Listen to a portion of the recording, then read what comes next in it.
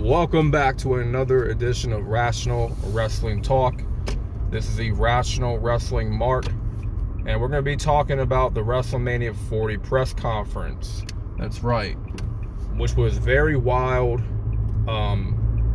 which actually got me very excited for WrestleMania 40 this year.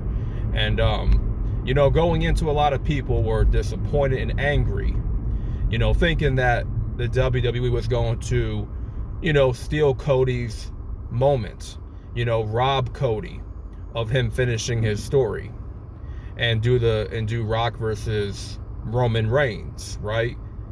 A lot of people were thinking that was going to happen. Well, I'm pretty sure right after this press conference, a lot of people went from being super angry to being super excited. They fixed the problem. They solved the problem. And during that press conference, when you had Roman and The Rock side by side, face to face, really, they actually weren't face to face. There was like no heat, no tension with The Rock and Roman Reigns. And that was done by design, right? You knew, hearing Roman Reigns saying, "I'm choosing The Rock at WrestleMania," then The Rock coming out, it's like, to a mixed reaction, right? There is no way in hell at that point you are going to convince me that your main event for WrestleMania 40 is The Rock versus Roman Reigns. Not at the level of vitriol that The Rock was getting, and the heat and the tension with The Rock and Roman Reigns was not there. If you're going to do a big time main event like that for WrestleMania, the two people have to be, despising one another. Like, there has to be tension. There has to be, this animosity, this hostility. Well, we got none of that with The Rock and Roman. Instead, they kind of went the direction of highlighting their humongous family tree. And they actually showed a graphic of The Rock's and Roman Reigns' family tree. And it did not sound like, it sounded like Rock and Roman Reigns were on the same team. And it looked to me as if The Rock just joined the Bloodline.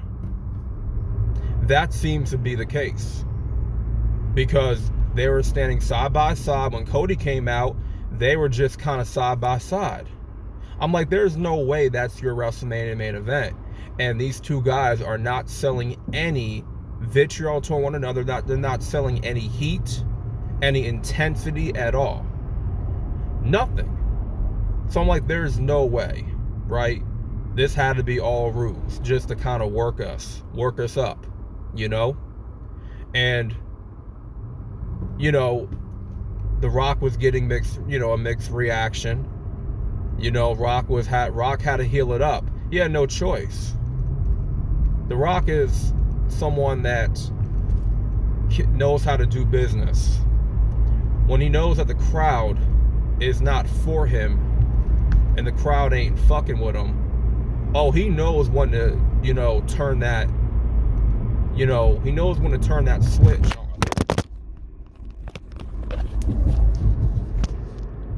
My bad. My phone just dropped.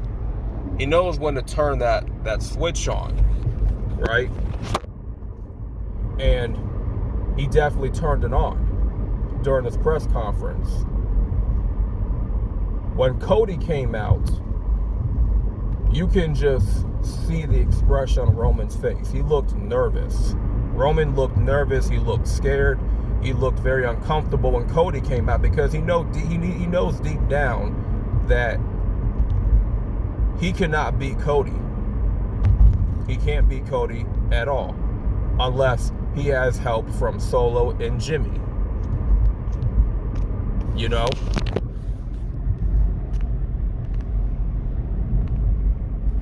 Hold Let me fix this real quick. My phone acting kind of weird right now. But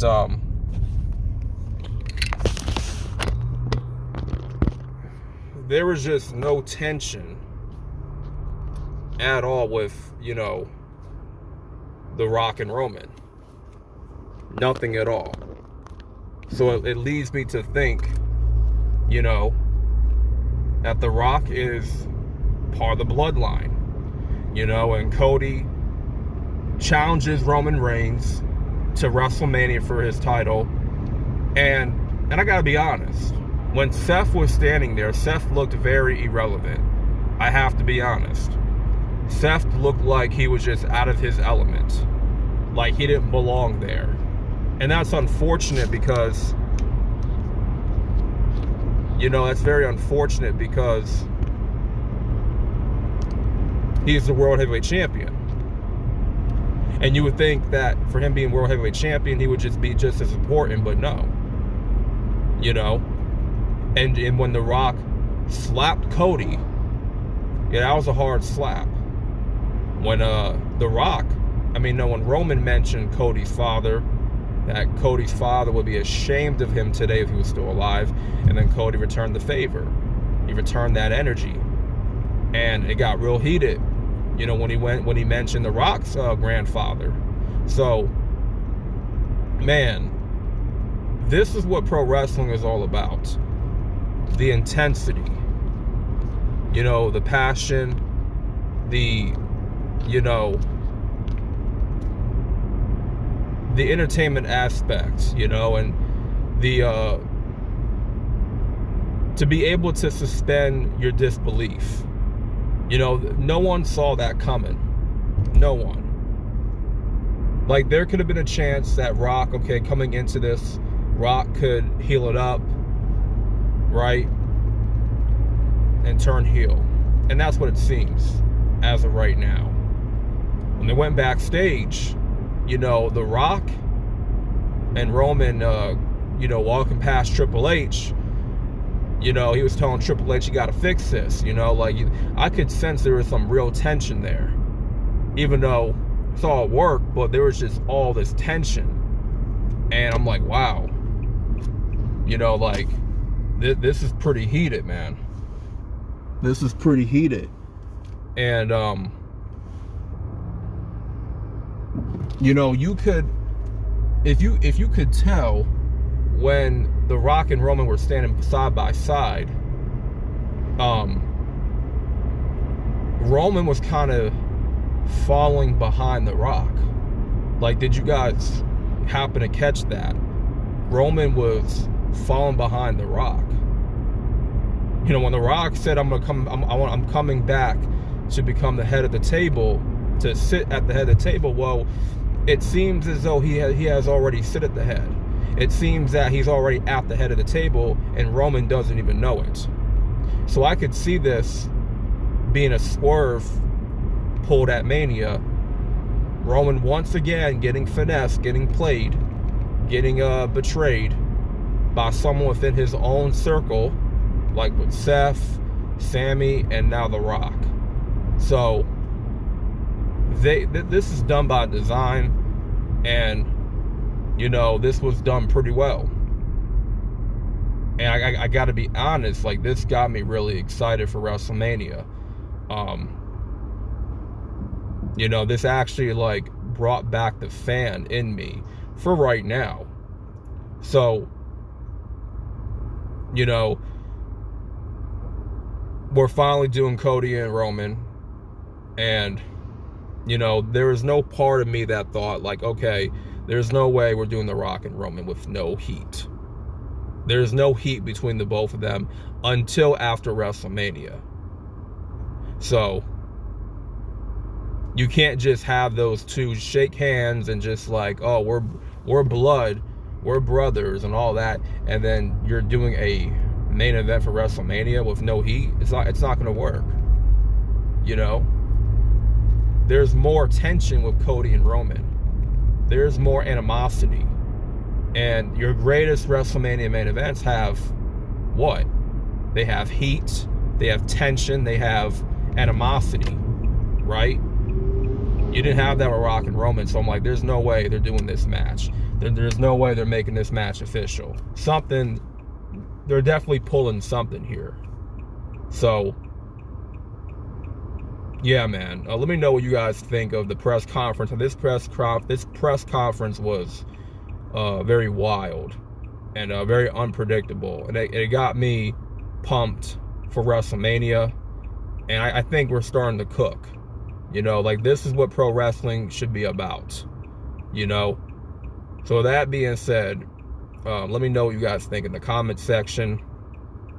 And judging by when Seth was sticking up for Cody, the way he did, man, he was all rowdied up and everything. He was ready to go bat for Cody, right? You even had CM Punk instigating, and you know, on the booth when he was talking with Michael Cole, Pat McAfee, and Big E. You know, Punk was instigating like a motherfucker, man. I don't know if y'all caught that. He was instigating like crazy. He's like, oh, if I got slapped by The Rock, I'd be throwing haymakers and all that. I'd be knocking people out, you know? Even with a torn tricep and all, you know? But could they possibly do a tag team match at the Chamber? The Rock and Roman Reigns versus Cody Rhodes and Seth Rollins. That could be a possibility. If they do that for the main event of Elimination Chamber, the main event of Elimination Chamber, fam, you're talking about probably one of the best B-level shows ever of the year. This finna be one of the best B-level shows of the year, because Elimination Chamber is a B-level pay-per-view, let's be honest. But if you do that main event, that's gonna be easily an A show for sure, just because of that main event alone. So with that being said, thank you for watching. Like the video for the algorithm. This is Irrational Wrestling Mark, and I'm out. Peace.